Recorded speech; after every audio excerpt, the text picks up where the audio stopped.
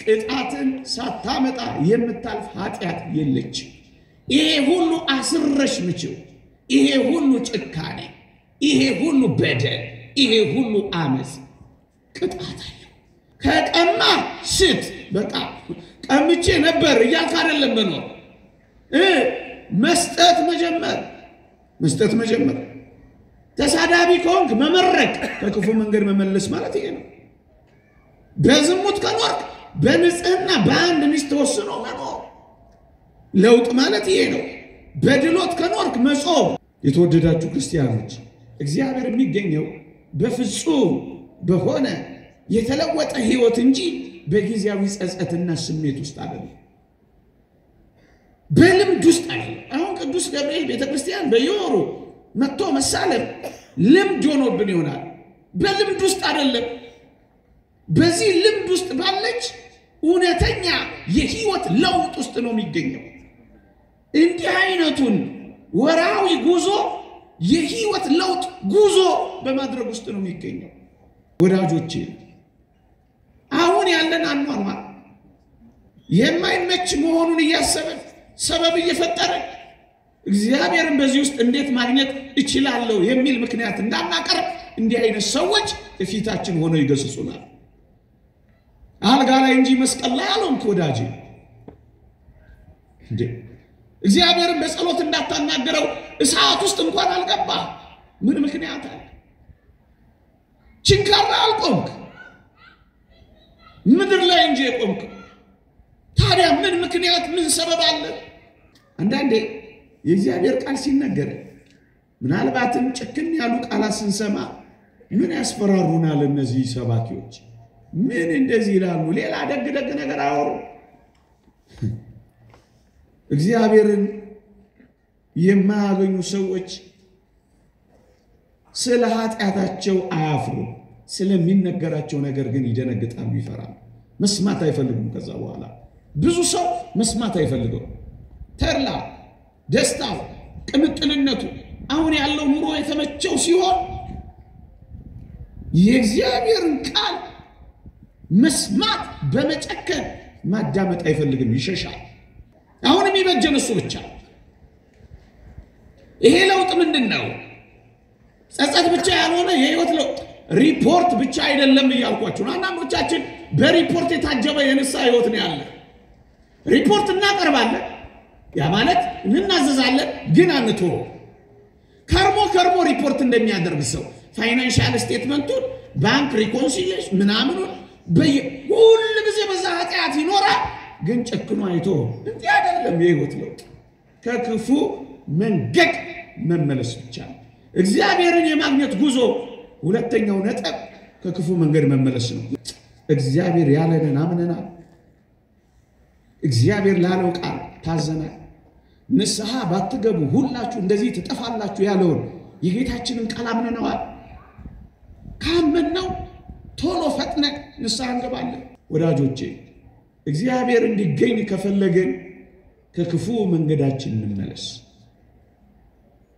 እግዚአብሔርን እንደምንፈልግ እናስታውቃለን ባይሆን እኮ እንደዚህ አንነጠፍም ግን እግዚአብሔር የሚገኘው ፊቱ በመኮልኮል በመነጠፍ አይደለምና ከክፉ መንገዳችን ስንመለስ እግዚአብሔር ያየናል ጸጸት ብቻ አይደለም ለጸጸትማ ቃየንም ተጸጽቷል አላደረገውም እንጂ ክፉ ሰው እንዴ ይሁዳም እኮ ተጸጽቷል ደግ ሰው አሳልፌ በእጃችሁ ሰጥቻለሁ ብሎ ገንዘቡን እኮ በትኗል ጸጸት ብቻ አይደለም ወዳጆች በዚህ ጸጸት ውስጥ ባለች የህይወት ለውጥ ጭካኔ ነው እግዚአብሔር የሚገኘው እንጂ ሁሉ እኮ ይጸጸታል ያለቅሳል ከንፈሩን ይመጣል ደረቱን ይደቃል ይሄ ጸጸት ጥሩ ነው ጸጸቱ ግን ለውጥ ማምጣት አለበት ይሄ ለውጥ ምንድነው ከክፉ መንገድ መመለስ ብቻ የተወደዳችሁ ወገኖቼ እሾህ የወጋው ሰውነት እሾህን በመንቀል ብቻ አይደለም የሚድነው ይልቁንም ዘይትና መድኃኒት በማፍሰስ ነው ይሄ ዘይትና መድኃኒት ማፍሰስ ምን ይመስላችኋል የተለወጠ ሰው የሚያሳየው መንፈሳዊ ፍሬ በሰው ጋር ሲኖሩ ሞኝ ሆኖ ነው አህያ ሲጭኑ ሶስት ሆኖ ነው እንደው ከሰው እንዴት ለያለው ሳይሉ የአካባቢ ተጽዕኗቸው ሰብረው የሚሄዱ እግዚአብሔርን ያገኛሉ። እንደ ጓደኞቼ ካልሆንክ ካላልክ እግዚአብሔርን ታገኘዋለህ። ከጨከንክ እግዚአብሔርን ታገኘዋለህ። አሁን አትጠቀሚበትና ይህን ወጣትነትሽ ዝም ብለሽ ተጨራምተሽ ተኮራምተሽ ይሄው ዓለም አለፈብሽ የሚሉ የጓደኞችሽን ውጥወታ በእግዚአብሔር ጦም ቃላት ካሸነፍሽ እግዚአብሔርን ታገኘዋለሽ። ጓደኞችሽን ግን እሺ ካልሽ ጥቂት ጊዜ አንቺንም ጓደኞችሽን ታስደስቻለሽ። ለዘላለም ግን በማያባራላት ሶስት ኖሪያለሽ። ብቻዋን አንዲት ነፍስ እግዚአብሔርን ከፈለገች ከሌሎች ጋር ሳትነጻጸር መቅረብ አለባት ወገኖቼ። ራሳቸውን ማያመጻድቁ ያቺ እግዚአብሔርን የሚያገኙ ሰዎች እኔ ምን ሰራው እኔ ምን አደረኩ ምን ወንኩ እያሉ ራሳቸውን ሲክቡ አይኖሩም። እግዚአብሔር ከትሑታን ጋር ይገኛል። ከትዕቢተኞች ከኩሮች ጋር አይደለም። እግዚአብሔር ልባቸውን ከሚያዋርዱ ከሚንቀጠቀጡ ከሚደነግጡ ሰዎች ጋር እግዚአብሔር ከተሰበረ ልባቸው መንፈሳቸው ከሚሰበር ሰዎች ጋር አሁን ቸልተኛ ሆነን ነው። እኛ ምንም አይመስለንም፣ ምንም አልተሰማንም። ገናናው መልአክ ከቅዱስ ገብርኤል በረከት ረድኤት ለሁላችንም ያሳትፈን፣ አሜን። ለተወሰኑ ደቂቃዎች የእግዚአብሔርን ቃል አስታውሳችኋለሁ። እግዚአብሔርን የማግኘት ጉዞ በዚህች ምሽት የምንማርበት የምንመካከርበት ሐሳብ ነው። እግዚአብሔርን የማግኘት ጉዞ ለሚፈልጉ ሁሉ ወደ እግዚአብሔር ጉዞ የሚጀምሩ ሁሉ እግዚአብሔርን እንዴት ላግኘው የሚሉ ሁሉ እግዚአብሔር እንዴት ይሰማኛል ከእግዚአብሔር ጋር መኖር እንዴት ጀምራለሁ ለሚሉ ሁሉ ጥቂት የሚጠቅሙ መንፈሳዊ ምክሮች ግን የምታውቋቸውን አስታውሳችኋለሁ። እግዚአብሔር ከሁላችንም ጋር ይሁንልን። ከጥፋትም ከቅጣትም ለማምለጥ የእግዚአብሔርን ምሕረት የእግዚአብሔርን መጎብኘት የእግዚአብሔርን ፍቅር ለመፈለግ የሚደረግ ጉዞ የሚጀምረው እግዚአብሔር የሚናገረንን እግዚአብሔር የተናገረንን እግዚአብሔር ያዘዘንን ከማመን ነው የሚጀምረው ወገኖቼ። እደግመዋለሁ። የእውነተኛ ፍቅር መገለጫ ማመን ነው። የእውነተኛ እምነት መገለጫ ደግሞ መታዘዝ ነው። እግዚአብሔርን አምናለሁ የምትል ነፍስ እግዚአብሔርን በእርግጥ ትታዘዘዋለች እና እግዚአብሔርን የመፈለግ ጉዞ የሚጀምረው እግዚአብሔር የሚለንን እግዚአብሔር ከተናገረ እግዚአብሔር እንዲሆኑ ብሎ ካዘዘ ከማመንና ከመታዘዝ ነው የሚጀምረው። የተወደዳችሁ ክርስቲያኖች በዘመናት የኖሩ የእግዚአብሔር ሰዎች እግዚአብሔርን ያገኙበት መንገድ ነው ይሄ። በዚህ ምሽት ሌላ አስገራሚ መንገድ አልነግራችሁም። የእግዚአብሔር ሰዎች የሆኑ እግዚአብሔርን ግን ያገኙ ሰዎች የተጠቀሙበትን መንገድ ነው ማስታወሳችሁ። ታስታውሳላችሁ ኖህና የኖህ ዘመን ሰዎች የተለያዩት በመታዘዝ አምኖ በመታዘዝ የኖህ ዘመን ሰዎች ያምኑታል፣ ግን ሊቀጥሩት ነው የሚፈልጉት እግዚአብሔርን። እግዚአብሔር ያለውን ሳይሆን የሚታዘዙት እግዚአብሔር ካለው ትንሽ ፈቀቅ አድርገው አስተያየትና ሐሳብ ጨምረውበት ነው ሊታዘዙት የሚወዱት። መቶውን እንደፈለግን እንሆንና 20ውን ደግሞ ንስሐ እንገባበታለን ብለው በራሳቸው ሐሳብ በራሳቸው መንገድ ነው ከእግዚአብሔር ጋር ለመኖር የሚፈልጉት። ኖህን ከዚህ ልዩ የሚያደርገው እግዚአብሔር የተናገረውን አንድም ሳይሸርፍ አንድም ሳይቀንስ አንድም ማስተያየት ሳይሰጥበት አንድም ማስተባበያ ሳይሞላበት ኖህም የታዘዘውን አደረገ ነው የሚለው። ወገኖቼ እግዚአብሔርን ማግኘት የምትፈልግ ነፍስ እግዚአብሔርን አምና በመታዘዝ ነው የምትጀምረው።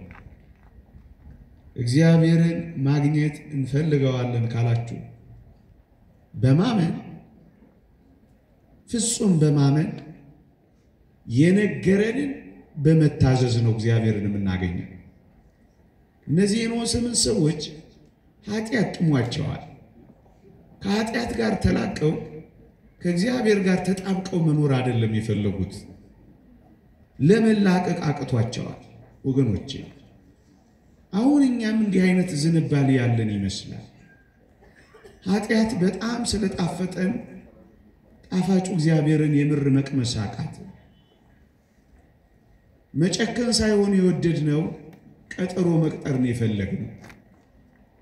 የእግዚአብሔርን ትእዛዛት ከልባችን ያዘዘንን አሁን መፈጸም ሳይሆን የምንፈልገው አስተያየት እያከልንበት፣ ጥያቄ እያቀረብንበት፣ ማስተካከያ እየሰጠንበት መኖር ነው የምንፈልገው።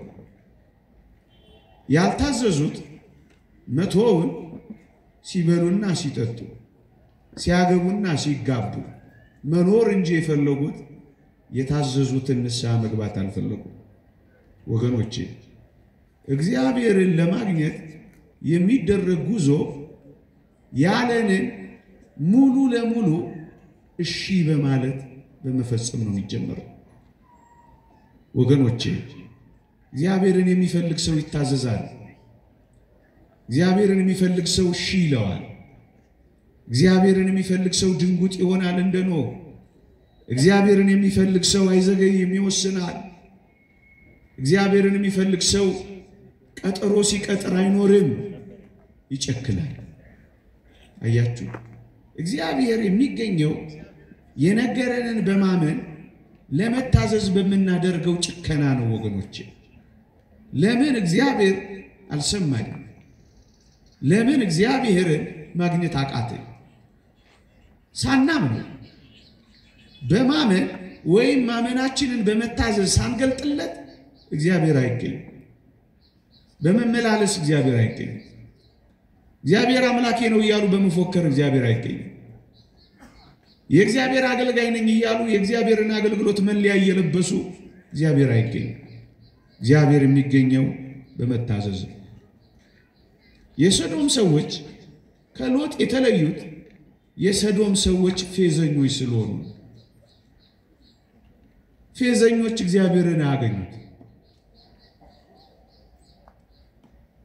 ሎጥ ሲነግራቸው እግዚአብሔር ያዘዘውን ሲያስተምራቸው አፌዙበት የሚል ቃል ነው የተጻፈው። ፌዘኛ ሆነን እንዴት እግዚአብሔርን እናገኘዋለን? የእግዚአብሔርን ትእዛዛት በፌዝ ለመተካት እየጣርን እንዴት እግዚአብሔርን የማግኘት ጉዞ እንጀምራለን? በጣም የሚደንቅ አንድ በመጽሐፍ ቅዱስ ታሪክ የተቀመጠ እውነት ላስታውሳችሁ። እሳት ሊወርድባት የነበረችው ከተማ፣ የጥፋት ነጋሪት የተጎሰመባት ነነዌ እንዴት እንደዳነች ሲተረክ ሰምታችኋል። ይህ ምንኛ ያስደንቃል! እንዲህ የሚል ቃል ነው በዚህ በትንቢተ ዮናስ ምዕራፍ 3 ቁጥር 5 ላይ የተጻፈው። እኔ ሳነበው ሁሌ ይደንቀኛል። የነነዌ ሰዎች እግዚአብሔርን አመኑ ብሎ ነው የሚጀምረው። ወዳጄ እግዚአብሔርን ካመንከው ወደ እግዚአብሔር ጉዞ ትጀምራለህ። እግዚአብሔር የሁሉም ነገር ምንጭ፣ እግዚአብሔር ኃያል፣ እግዚአብሔር ያዘዘውን የሚያደርግ፣ እግዚአብሔር ከተናገረው የማያጎድል፣ አጠፋለሁ ካለ የሚያጠፋ፣ አድናለሁ ካለ የሚያድን፣ እምራለሁ ካለ የሚምር፣ እቀጣለሁ ካለ የሚቀጣ፣ እግዚአብሔር የተናገረው እውነት ነው ብላ መታመን ነፍስ እሷ የመዳን ጉዞ ትጀምራለች።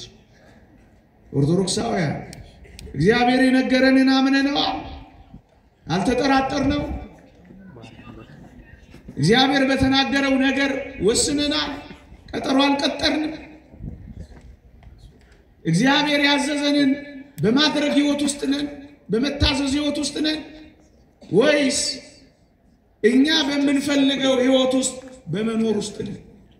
በእኛ ምርጫና በእግዚአብሔር ትእዛዝ መካከል ልዩነታችን አልሰፋም።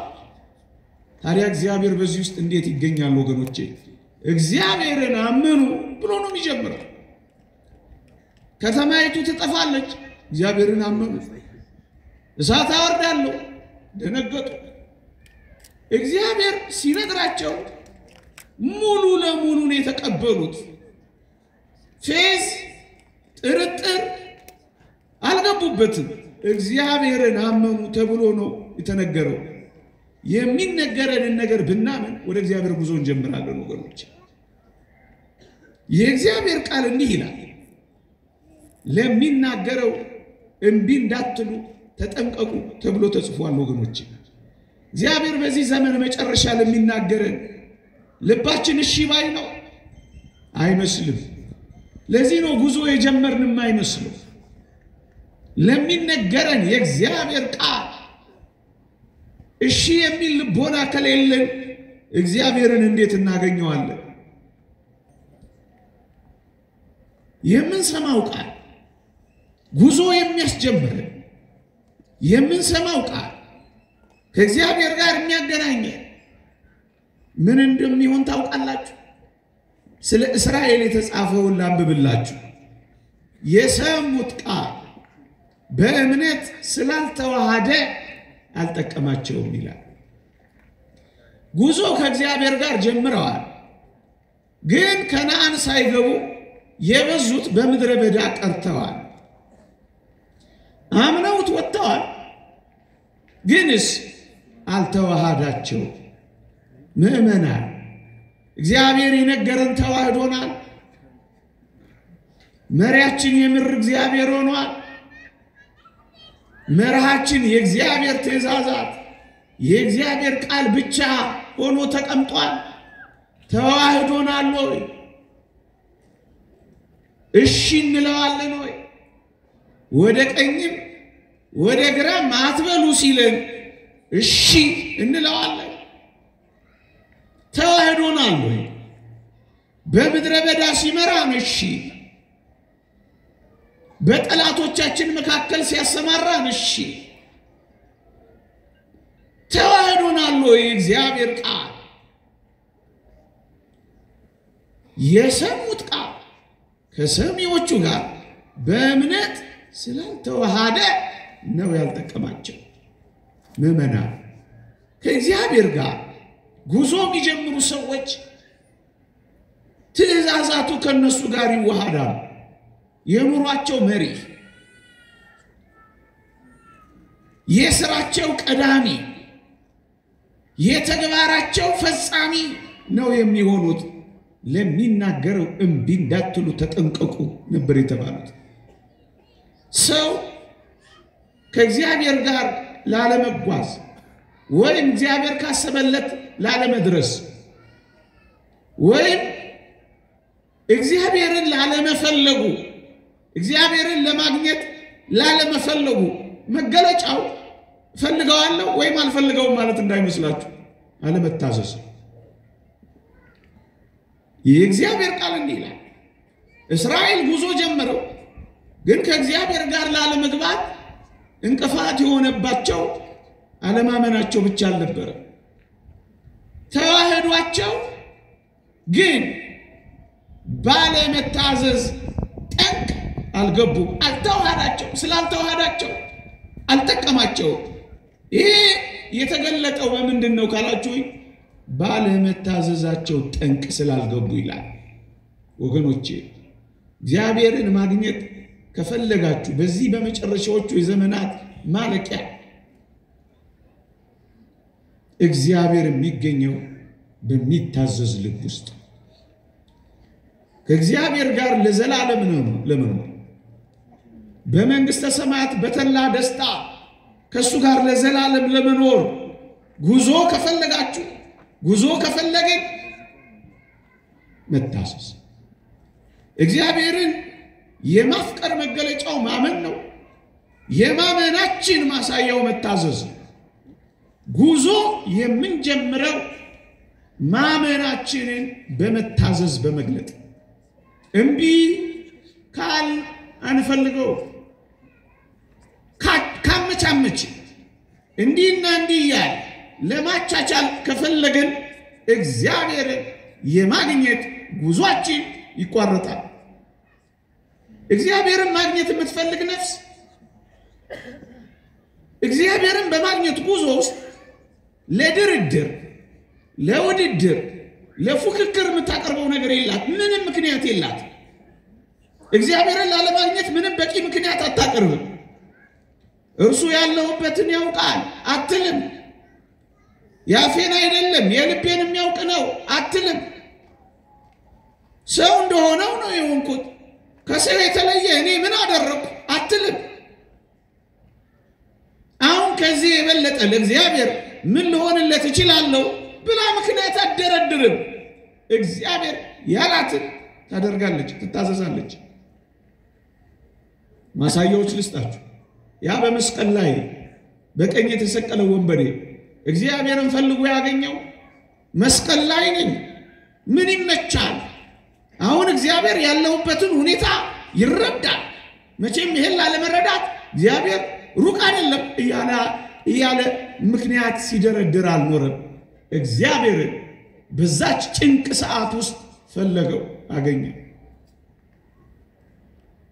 በጥቂት ደቂቃዎች ውስጥ እግዚአብሔርን አገኘው እውነት ነው አይመች መስቀል ምን ይመች አይመች ጅራፍ ምን ይመቻል አይመች ችንካሮች ምን ይመቻሉ አይመች መራራ ሐሞት መጠጣት ምን ይመቻል አይመች ለመሞት ጥቂት ደቂቃ ወንበዴ ሆኖ መቆጠር ምን ይመቻል አይመች በማይመቹ ሁኔታዎች ውስጥ ግን እግዚአብሔርን አገኘ ወዳጆቼ አሁን ያለን አኗኗር የማይመች መሆኑን እያሰበን ሰበብ እየፈጠረ እግዚአብሔርን በዚህ ውስጥ እንዴት ማግኘት እችላለሁ የሚል ምክንያት እንዳናቀርብ እንዲህ አይነት ሰዎች እፊታችን ሆነው ይገስጹናል አልጋ ላይ እንጂ መስቀል ላይ አልሆንክ ወዳጄ እንዴ እግዚአብሔርን በጸሎት እንዳታናገረው እሳት ውስጥ እንኳን አልገባ ምን ምክንያት አለ ችንካራ አልቆምክ ምድር ላይ እንጂ የቆምክ ታዲያ ምን ምክንያት ምን ሰበብ አለ እግዚአብሔርን ላለማግኘት ይሄ ብቻ እኮ አይደለም ያ ዘኪዮስ የሚባለው አጭሩ ሰው ክርስቶስን ላለማግኘት ቁመቱ እኮ በቂ ምክንያት ያውቀኛል መቼም ይረዳኛል እንደኔ ያለ ሰው ሊያየው እንደማይችል ያውቃል ብቻውን በግልጽ ነው እንጂ ማግኘት ያለብኝ እንዲህ ባለው ሁኔታ ውስጥ እንዴት እሱን ፈልገዋለሁኝ አላለም እግዚአብሔርን ማግኘት የምትፈልግ ነፍስ መጣስ ያለባትን ትጥሳለች ማለፍ ያለባትን ታልፋለች መሻገር ያለባትን ትሻገራለች መወሰን ያለባትን ትወስናለች ለምን ማግኘት አቃተን ውሳኔ ይቸግረናል ጭካኔ ይቸግረናል መቁረጥ ይቸግረናል መቅጠር እንጂ መቁረጥ ያቅተናል እዩት ይሄንን ግን በቂ ምክንያት አለው ቁመቴ አይደርስም ላየው ማይችልም የጽድቅ ቁመትን በመጨመር የመንፈሳዊ ሕይወትን በመጨመር ከስንፍና ወደ ትጋት በመሸጋገር እግዚአብሔርን ለማግኘት የምትጨክን ነፍስ ከክርስቶስ ጋር ትገናኛለች፣ ታየዋለች። ያን ጊዜ ወደ ቤቷ ይገባል፣ ወደ ልቧ ይገባል። መዳን ዛሬ ለዚህ ቤት ሆኗል የሚለውን ብስራት ያበስራታል። ኦርቶዶክሳዊ ምክንያታችን አይደለም፣ ውሳኔያችን ነው ክርስቶስን እንድናገኝ የሚያደርገን ከእግዚአብሔር ጋር የሚያዋህደን። እኛ ትንሽ እንጨክን እንጂ እግዚአብሔር ወደ ቤታችን መግባት አይቀርም።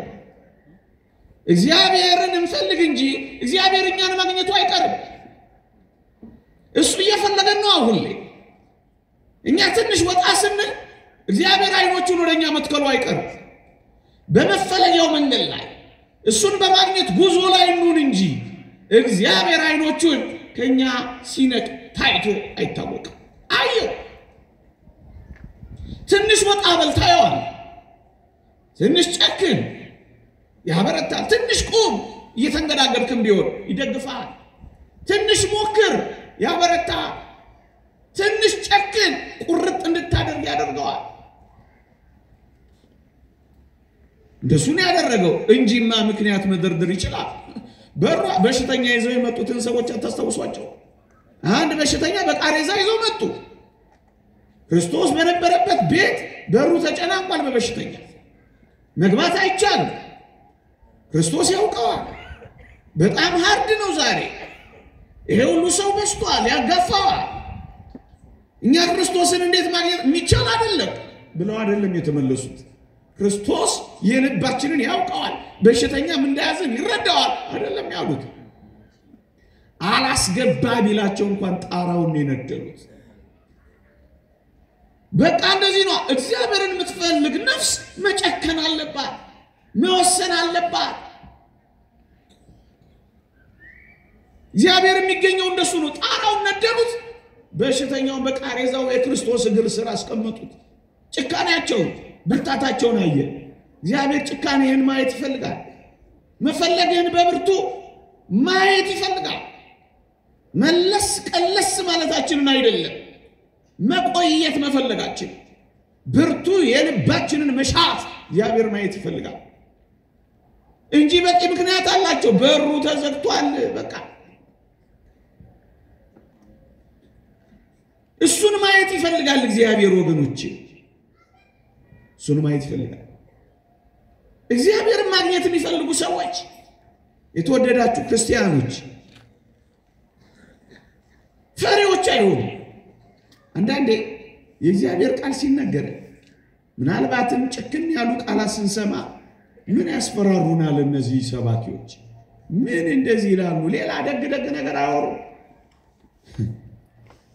እግዚአብሔርን የማያገኙ ሰዎች ስለ ኃጢአታቸው አያፍሩ፣ ስለሚነገራቸው ነገር ግን ይደነግጣሉ፣ ይፈራሉ። መስማት አይፈልጉም። ከዛ በኋላ ብዙ ሰው መስማት አይፈልገው። ተርላ ደስታው፣ ቅምጥልነቱ፣ አሁን ያለው ኑሮ የተመቸው ሲሆን የእግዚአብሔርን ቃል መስማት በመጨከን ማዳመጥ አይፈልግም። ይሸሻል። ብርሃኑ እንዳያጋልጠው በጨለማ ውስጥ ለመኖር ወደ ጨለማው ሕይወት በፍጥነት ይደበቃል። መስማት አይፈልግም። ጨክኖ መስማት አይፈልግም። አንድ ሰው እዚህ ሐዋርያት ሥራ ምዕራፍ 4 ላይ ተጠቅሷል። ፊሊክስ የሚባል ቅዱስ ጳውሎስ ስለ ጽድቅም ራስንም ስለ መግዛት አስተማረው ይላል። ፊሊክስ ግን ፈርቶ ይላል ሂድ አሁን አለው ይላል። ሂድ።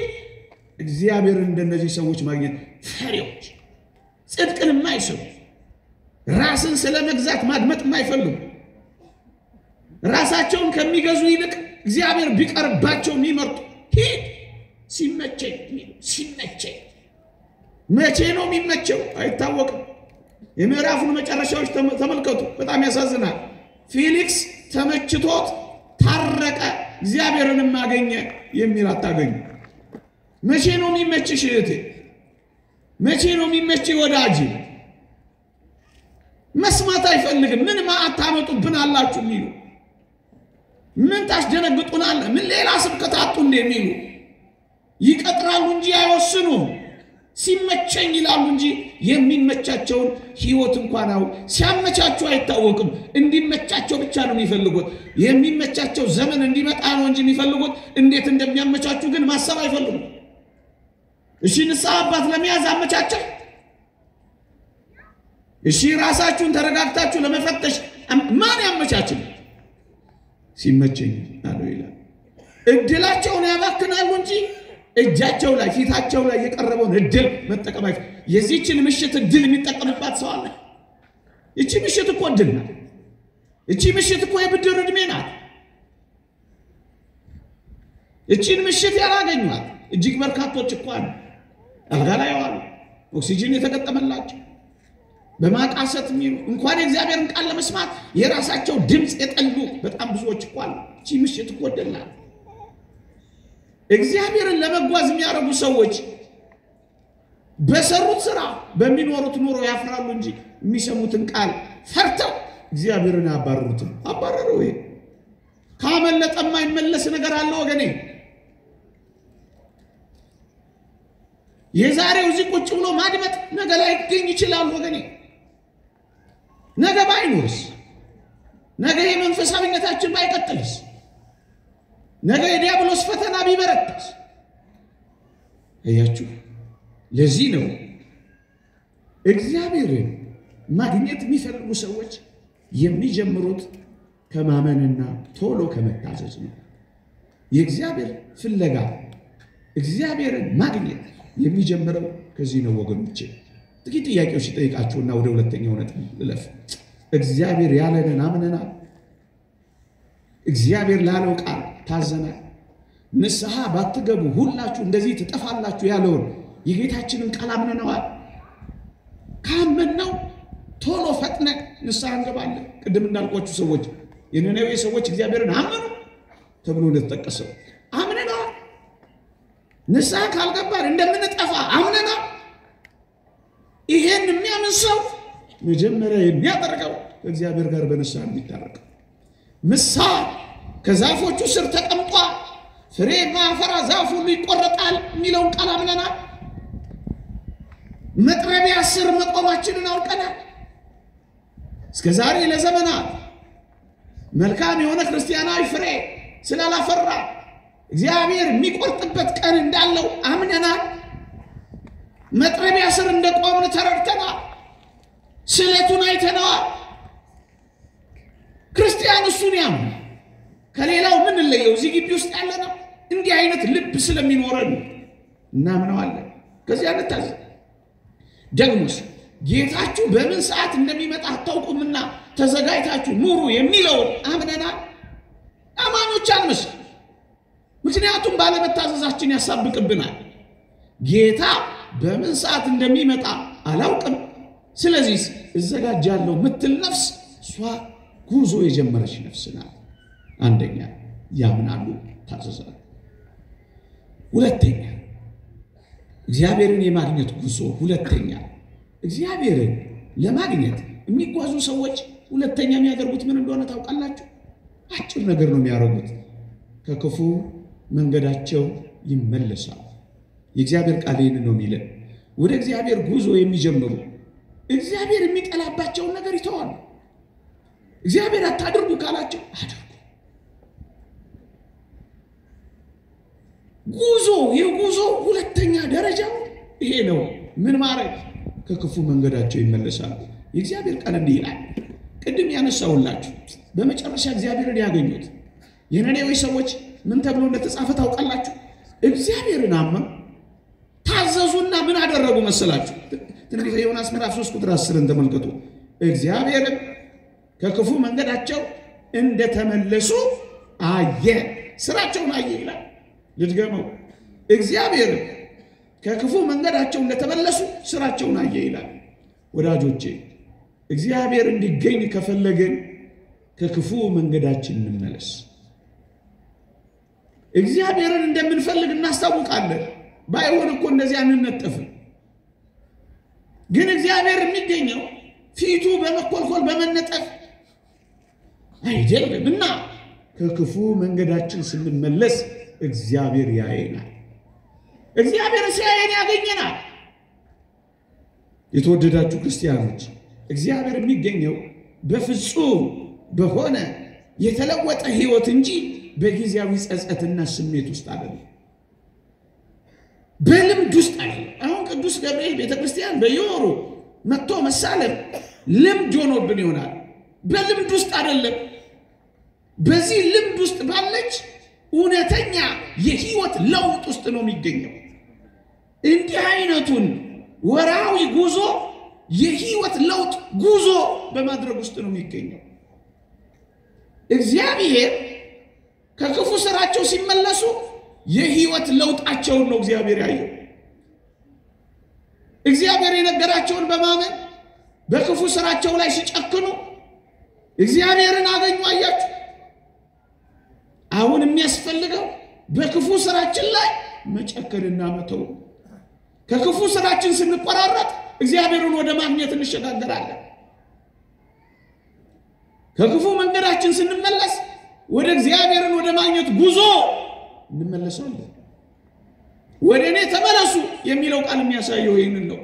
ይሄ የሚሆነው ከክፉ መንገዳችን በመመለስ ነው። ጸጸት ብቻ አይደለም። ለጸጸትማ ቃየንም ተጸጽቷል አላደረገውም እንጂ ክፉ ሰው እንዴ ይሁዳም እኮ ተጸጽቷል። ደግ ሰው አሳልፌ በእጃችሁ ሰጥቻለሁ ብሎ ገንዘቡን እኮ በትኗል። ጸጸት ብቻ አይደለም ወዳጆች፣ በዚህ ጸጸት ውስጥ ባለች የሕይወት ለውጥ ጭካኔ ነው እግዚአብሔር የሚገኘው እንጂ ይሄ ሁሉ እኮ ይጸጸታል፣ ያለቅሳል፣ ከንፈሩን ይመጣል፣ ደረት የሚደቃ አለ። ይሄ ጸጸት ጥሩ ነው። ጸጸቱ ግን ለውጥ ማምጣት አለበት። ይሄ ለውጥ ምንድን ነው? ከክፉ መንገድ መመለስ ብቻ። አሁን የሚበጀን እሱ ብቻ። ይሄ ለውጥ ምንድን ነው? ጸጸት ብቻ ያልሆነ የሕይወት ለውጥ ሪፖርት ብቻ አይደለም እያልኳችሁ ነው። አንዳንዶቻችን በሪፖርት የታጀበ የንስሐ ሕይወት ነው ያለ። ሪፖርት እናቀርባለን፣ ያ ማለት እንናዘዛለን፣ ግን አንተው ከርሞ ሪፖርት እንደሚያደርግ ሰው ፋይናንሻል ስቴትመንቱን ባንክ ሪኮንሲሊየሽን ምናምኑን ሁሉ ጊዜ በዛ ኃጢአት ይኖራል፣ ግን ጨክኖ አይቶ እንዲህ አይደለም። የሕይወት ለውጥ ከክፉ መንገድ መመለስ ብቻ። እግዚአብሔርን የማግኘት ጉዞ ሁለተኛው ነጥብ ከክፉ መንገድ መመለስ ነው። ምን ማለት ነው? ከቀማ ስት በቃ ቀምቼ ነበር እያልክ አይደለም መኖር። መስጠት መጀመር። ተሳዳቢ ከሆንክ መመረቅ፣ ከክፉ መንገድ መመለስ ማለት ይሄ ነው። በዝሙት ከኖርክ በንጽህና በአንድ ሚስት ተወስኖ መኖር ለውጥ ማለት ይሄ ነው። በድሎት ከኖርክ መጾም ለውጥ ማለት ይሄ ነው። የተወደዳችሁ ወገኖቼ እሾህ የወጋው ሰውነት እሾህን በመንቀል ብቻ አይደለም የሚድነው፣ ይልቁንም ዘይትና መድኃኒት በማፍሰስ ነው። ይሄ ዘይትና መድኃኒት ማፍሰስ ምን ይመስላችኋል? የተለወጠ ሰው የሚያሳየው መንፈሳዊ ፍሬ፣ መንፈሳዊ ፍሬ ማፍራትም ጭምር ነው። ከክፉ መንገድ መመለስ ብቻ አይደለም። መካስ ምን በማድረግ ፍሬ በማፍራት በጎ ሥራ በመስራት እግዚአብሔርን ማግኘት ጉዞ የሚጀምረው በዚህ ነው። አባቶቻችን እንደሚሉት በበደሉ ላይ ድፍረትንና ሽንገላን ሊጨምር ወይም አልሰራውም ቢል ይላል ከዛች ኃጢአት መጠበቅ አይችልም፣ ከሚመጣው ኃጢአት መጠበቅ አይድንም ይላል። ከሚመጣው ኃጢአት እንድንጠበቅ ከዛችኛው ኃጢአት እንድንላቀቅ የሚያስፈልገን እውነተኛ የሕይወት ለውጥ ነው። መመለስ፣ ከክፉ መንገዳቸው ተመለሱ። እግዚአብሔርን ያገኙ ሰዎች በሙሉ ተመልከቷቸው፣ ከክፉ መንገዳቸው የተመለሱ ሰዎች ናቸው። አሁንም እንደዛው እየኖርን እግዚአብሔርን ማግኘት እንዴት እንመኛለን? እግዚአብሔር በሚጠላው ሕይወት ውስጥ እየኖርን እግዚአብሔርን መውደዳችን በምን ይታወቅ? እግዚአብሔር ሊያገኘን ከፈለገን እግዚአብሔርን በምናገኘው ቦታ ማለፍ ነው ያለብን። የተወደዳችሁ ክርስቲያኖች ምንም ምክንያት ሳንደረድር የእግዚአብሔር ቃል እንዲህ ይላል። ትንቢተ ኤርምያስ ምዕራፍ 6 ቁጥር 13 እንዲህ ይላል፣ አሁንም መንገዳችሁንና ሥራችሁን አሳምሩ፣ የአምላካችሁን የእግዚአብሔርን ቃል ስሙ፣ እግዚአብሔርም የተናገረባችሁን ክፉ ነገር ይተወዋል ይላል። መንገዳችሁንና ሥራችሁን አሳምሩ። ያማረ ሕይወት ወገኖቼ፣ ከሚኮንነው ዓለም ጋር እንዳንኮን፣ ከሚጠፋው ዓለም ጋር እንዳንጠፋ፣ ከሚቀጣው ዓለም ጋር እንዳንቀጣ፣ አባቶቻችን እንደተናገሩት ቅጣትን ሳታመጣ የምታልፍ ኃጢአት የለች። ይሄ ሁሉ አስረሽ ምችው፣ ይሄ ሁሉ ጭካኔ፣ ይሄ ሁሉ በደል፣ ይሄ ሁሉ አመጽ ቅጣት አለው። ከዚህ ቅጣት መውጣት የምትወድ ነፍስ መንገዷንና ስራዋን ተሰምራለች። እግዚአብሔርን የማግኘት ጉዞ ከክፉ መንገድ መተውና መመለስ ነው። ከክፉ መንገዳቸው እንደተመለሱ ስራቸውን አየ ነው የሚለው። እግዚአብሔር ከክፉ መንገዳችን ስንመለስ ያየናል። ገና ነኝ ትንሽ በዚህ በክፉ መንገዴ ልቀጥል ካል አናገኘው። አሁን ከተመለስን እግዚአብሔር ያገኘናል፣ እኛም እግዚአብሔር እናገኘዋለን። ምክንያቱም እግዚአብሔር እኛን እየፈለገን ነው። አሁን እኛን ጉዞ ለመፈለግ ያልጀመርነው በእነዚህ መንገዶች እግዚአብሔርን ወደ ማግኘት መጓዝ መጀመር ግን አለብን። ኦርቶዶክሳዊ አሁን የተወደደ ሰዓት አሁን ነው። የማዳንም ቀን ዛሬ ነው። በተወደደ ሰዓት ሰማሁ፣ በማዳንም ቀን ረዳው። አሁን እንዴት ላድርግ? በዚህ ሁሉ ከባቢ ዙሪያ፣ በዚህ ሁሉ የአካባቢ ተጽዕኖ እግዚአብሔር ይገኛል። ይገኛል። የአካባቢ ተጽዕኖን ያሸንፋሉ። ከሰው ጋር ሲኖሩ ሞኝ ሆነው ነው። አህያ ሲጭኑ 3 ሆነው ነው። እንደው ከሰው እንዴት እለያለሁ ሳይሉ የአካባቢ ተጽዕኖአቸውን ሰብረው የሚሄዱ እግዚአብሔርን ያገኛሉ። እንደ ጓደኞቼ ካልሆንክ ካላልክ እግዚአብሔርን ታገኘዋለህ። ከጨከንክ እግዚአብሔርን ታገኘዋለህ። ዳዊት ሳኦል እዛ በራ ምድረ በዳ ተገናኝተው የዳዊት ጋሻ ጃግሬዎች መጥተው ምን እንዳሉ ታውቃላችሁ? አገልጋዮች እኮ ናቸው። ይኸው እግዚአብሔር እኮ ሳኦልን በእጅ ላይ ጥሎታል። ክፉ መንፈስ ያሰቃየዋል። ያንተም ጠላት ነው። ይኸው ምድረ በዳ ለምድረ በዳ ያሳድድሃል። እግዚአብሔር በእጅ ላይ ቢጥለው አይደለም ክደለው እያሉ ጓደኞቹ ወተወቱት። ሳኦልን እንዲገለው እጆቹንም እንዲያነሳበት ጨቀጨቁት። ዳዊት ግን ምን እንዳለ ታውቃላችሁ? እግዚአብሔር በቀባው ላይ እጄን አላነሳም አላ። ከጓደኞቹ ውትወታ ይልቅ አንዱ የእግዚአብሔር ቃል በልቡ ተተክሏልና። ጓደኞቼ ወተወተች፣ ሚስቴ እንደዚህ፣ ባሌ እንደዚህ። ጓደኞቼ የእግዚአብሔርን ቃል ከጓደኞቼ የእግዚአብሔርን ቃል ከአካባቢዎች ካስመለጥከው እግዚአብሔርን ሳታገኘው ትቀራለህ። በየዋህነት የተተከለውን ልብ ውስጥ ያለው ቃል የጓደኞቹን ውትወታ አሸነፈው። አሁን አትጠቀሚበትና ይህን ወጣትነትሽ ዝም ብለሽ ተጨራምተሽ ተኮራምተሽ ይሄው ዓለም አለፈብሽ የሚሉ የጓደኞችሽን ውትወታ በእግዚአብሔር ጦም ቃላት ካሸነፍሽ እግዚአብሔርን ታገኘዋለሽ። ጓደኞችሽን ግን እሺ ካልሽ ጥቂት ጊዜ አንቺንም ጓደኞችሽን ታስደስቻለሽ። ለዘላለም ግን በማያባራ ለቅሶ ውስጥ ትኖሪያለሽ። እንደሱ ነው የሆነው። ዳዊት ነገሰ፣ ሳኦል ተዋረደ። በቃ እግዚአብሔር ያዋረደው የለ። ምን አስጨነቀው? እግዚአብሔር ጥሎት የለ። ለቀረው ጥቂት ጊዜ ምን አንተ አስጨመረ? እንደሱ ነው ነገሩ። ራሳቸውን ከሌሎች ጋር ያነጻጸሩ። ከክፉ መንገድ ለመመለስ ከሌሎች ጋር እነገሌ እንደዚህ እየሰሩ ይሄው ከብረው። ወዳጄ እንደሱ አይደለም ንግግሩ። የምድር ኃጢአት ሰርተው ምድራዊ ህይወት በቀናላቸው ሰዎች አትቅና፣ በኃጢአተኞች አትቅና። እሱ ሌላ ዓለም ነው። ነገሌ ምን አደረጉ? አይጸልዩ ግን ይኸው እንደሱማ መቼ ይሆናል? እንደሱ አይደለም። ነገሌው ምን ሆኑ? ነገሌው አይነጻጸር። ነገሌ ከሰሩት ኃጢአት በላይ እንዴ ቤተ እግዚአብሔር ውስጥ የሚሰጥ አይነጻጸርም። ብቻዋን አንዲት ነፍስ እግዚአብሔርን ከፈለገች ከሌሎች ጋር ሳትነጻጸር መቅረብ አለባት ወገኖቼ። ራሳቸውን ማያመጻድቁ ያቺ እግዚአብሔርን የሚያገኙ ሰዎች እኔ ምን ሰራው? እኔ ምን አደረኩ? ምን ሆንኩ እያሉ ራሳቸውን ሲክቡ አይኖሩ። ያቺን ባለሽቷን ማርያም አስቧል።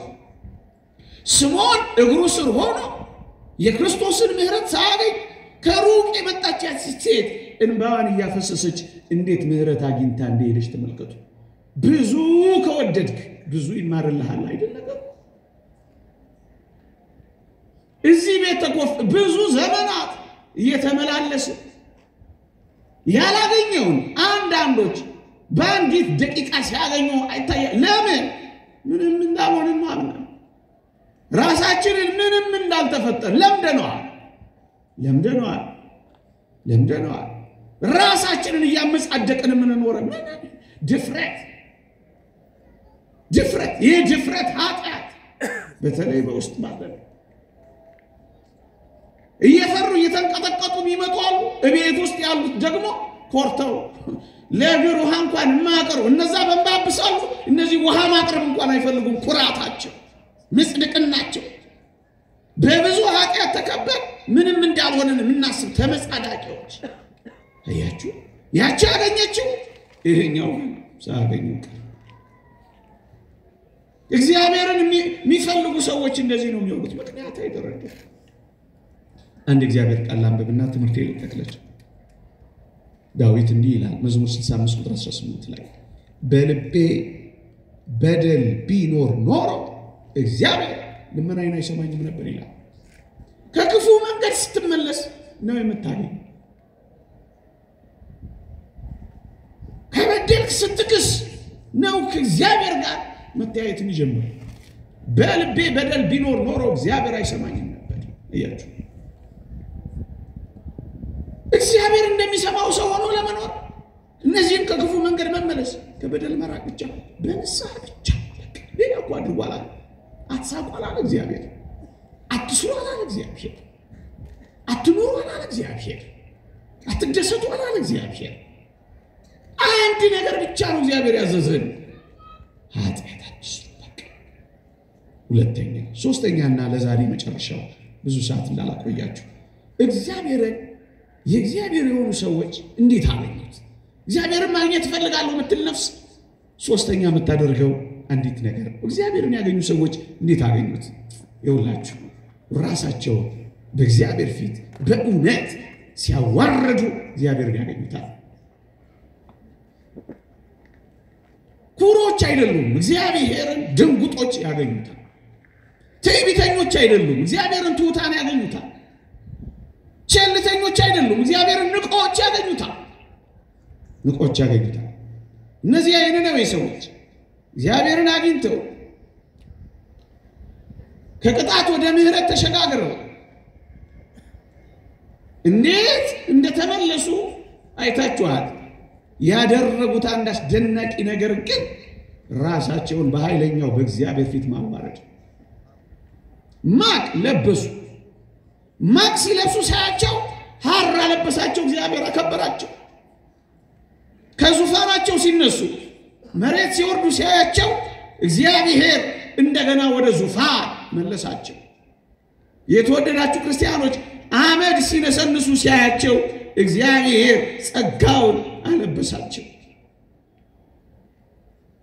ስንዋረድ የሚያከብር ነው እግዚአብሔር በፍጹም ፍርሃት በፍጹም ድንጋጤ በፍጹም ትህትና በፍጹም በእግዚአብሔር ፊት በመዋረድ ነው ጉዟችንን የበለጠ እናሳምረው ወገኖቼ እንዲህ ይላል እግዚአብሔር ቃል ትንቢተ ኢሳይያስ ምዕራፍ 66 ቁጥር 2 አንድ አስደናቂ ቃል ተጽፏል ማለት ነው እግዚአብሔር የሚመለከተው ሰው ማን ነው እግዚአብሔር የሚያየው ሰው ማን ነው የእግዚአብሔር ልብ የሚያዘነብልለት ሰው ማን ነው እግዚአብሔር እሺ የሚለው ሰው ማን ነው እንዲህ ይላል እግዚአብሔር ቃል ወደዚህ ወደ ትሁት መንፈሱም ወደ ተሰበረ በቃሌም ወደሚንቀጠቀጥ ሰው እመለከታለሁ ይላል ጌታ ይደንቃል እግዚአብሔር ወደ ትሁት ልብ ያያል ትሁት ወደ ሆነችው ወደ ቅድስት ድንግል ማርያም ያያል አፈርና ትቢያ ሲሆን ለሚል ለአብርሃም ይገለጣል እኔ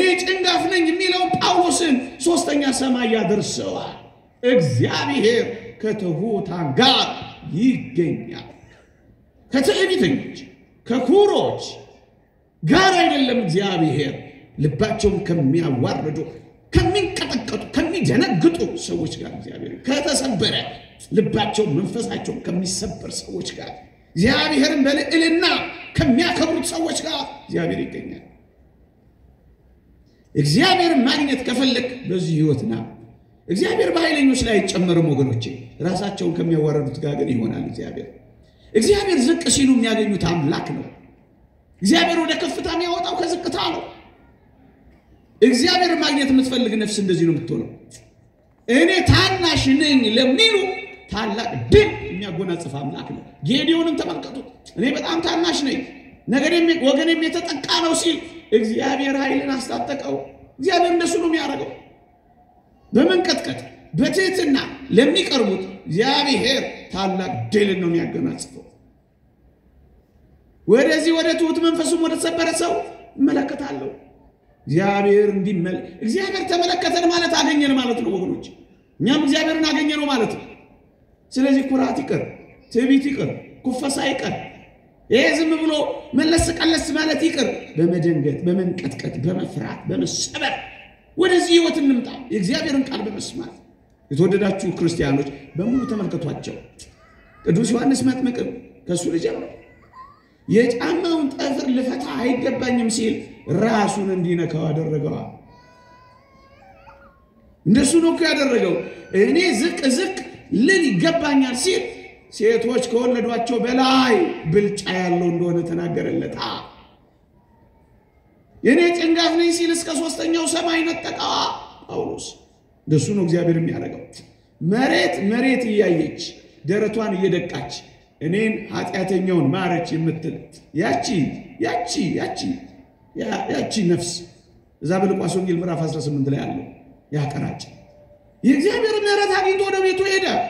መሬት እያየ ቀና ሳይል ዝቅ እያለ የሚኖሩ እግዚአብሔር ያያቸዋል። ሰባሮችን እግዚአብሔር ያያቸዋል።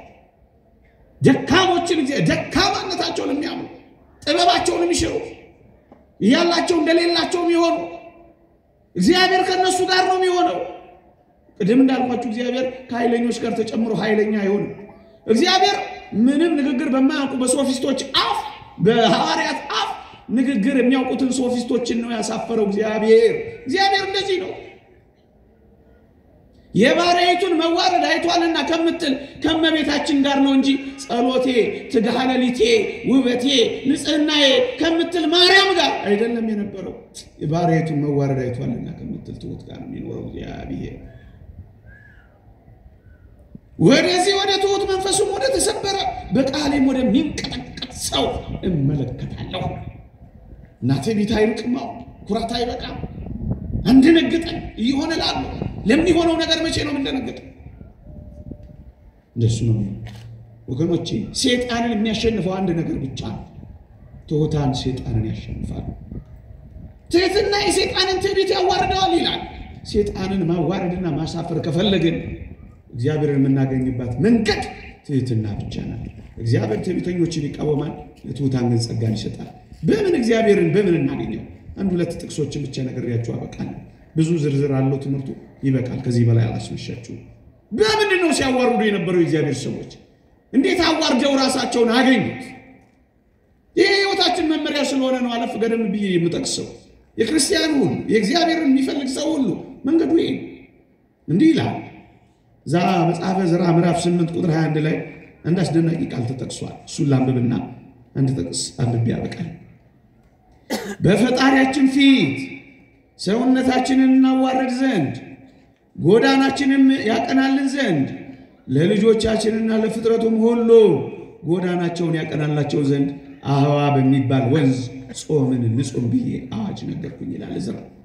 ስለዚህም ነገር ጾምን፣ ወደ እግዚአብሔር ለመንን፣ እርሱም ተለመነን ይላል።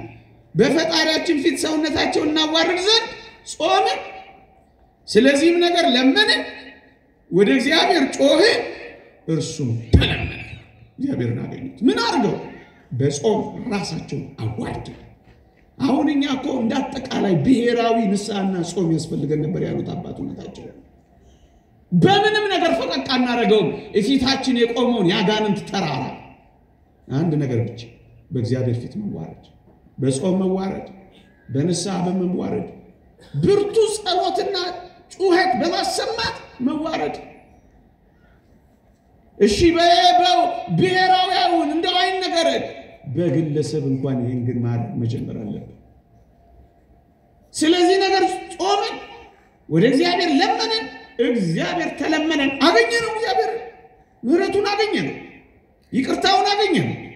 ያጣነውን ኃይላችንን አገኘ መደመጣችንን አገኘ መፈራታችንን አገኘ ግርማ ሞገሳችንን አገኘ የተናገርነው ቃል ይሰማ የወጣው ቃል ኃይል ያገኛል አንድነታችንን አገኘ መከፋፈላችን ጠፋ እግዚአብሔር ተለመነ ይሄ ቃል ደሳይ እንዲለመናችሁ አይደል እዚህ መጣችሁ ስለታችሁ ሊሰማ እግዚአብሔርን በዚህ ማግኘት አይደል የምትፈልጉት በቃ እናዋር እንበርከክ እጃችንንም ልባችንን ወደ እግዚአብሔር እንዘርጋ ኩራትም ኩፈሳት ቸልተኝነትን አሁን ቸልተኛ ሆነን ነውኛ ምንም አይመስልንም ምንም አልተሰማን እግዚአብሔርን ለማግኘት ከፈለግን ግን ይሄንን እናድርግ ነብዩ ዳንኤል የመጨረሻው ነብዩ ዳንኤል በባዕድ አገር የተወደዳችሁ ወገኖቼ ጸሎቱ የተሰማው ግርማው የገዘፈው ከሀገሪቱ ሁለተኛ ሰው ጠቅላይ ሚኒስቴር ለመሆን የበቃው በባቢሎን ምድር የከበረው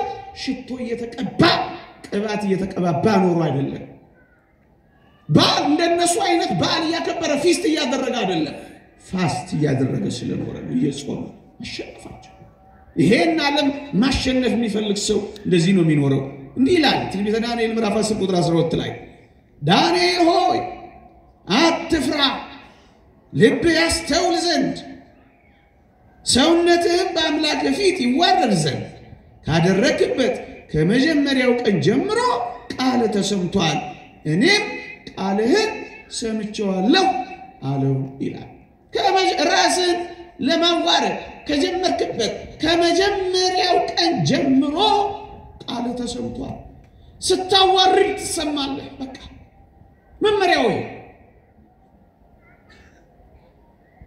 ራሳችንን በኃይለኛው በእግዚአብሔር ፊት ስንጥል እሱ ደግሞ ከፍ ያደርጋል ስንዋረድ ያከብራል የሚያከብሩኝን አከብራለሁ ሚንቁኝን ንቃለሁ ያለ እግዚአብሔር ስለሆነ እግዚአብሔርን በምን መንገድ እናገኘው ይሄው እንመነው እንታዘዘው ከክፉ መንገዳችን እንመለስ ራሳችንን በእግዚአብሔር ፊት እናባርክ በብርቱ በእግዚአብሔር ፊት መጮህ እንጀምር ያስተማረን የመከረን የገሰጸን የአባቶቻችን አምላክ ይክበር ይመስገን አሜን